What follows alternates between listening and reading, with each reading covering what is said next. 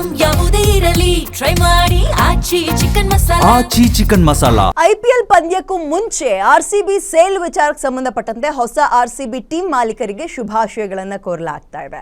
ಮಾಲೀಕರಿಗೆ ಇದೀಗ ಆದರೆ RCBಯ ಟೀಮ್ ಮಾಲೀಕರಿಗೆ ಎಕ್ಸ್ನಲ್ಲಿ ಶುಭ ಕೋರಿದ್ದಾರೆ. ವಿಜಯ್ ಮಲ್ಯ ಪೋಸ್ಟ್ ಹಾಕಿದ್ದಾರೆ.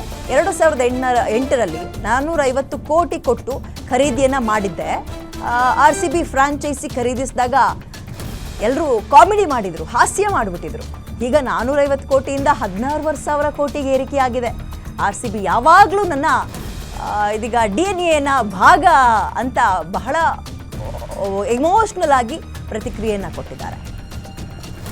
ಯುವ ಕ್ರಿಕೆಟಿಗ ವಿರಾಟ್ ಕೊಹ್ಲಿಯನ್ನು ಆಗ ನಾನು ಆಯ್ಕೆ ಮಾಡಿದ್ದೆ. ಇವತ್ತು ಕೊಹ್ಲಿ ಕ್ರಿಕೆಟ್ ಜಗತ್ತಿನ ಅತ್ಯುತ್ತಮ ಆಟಗಾರ.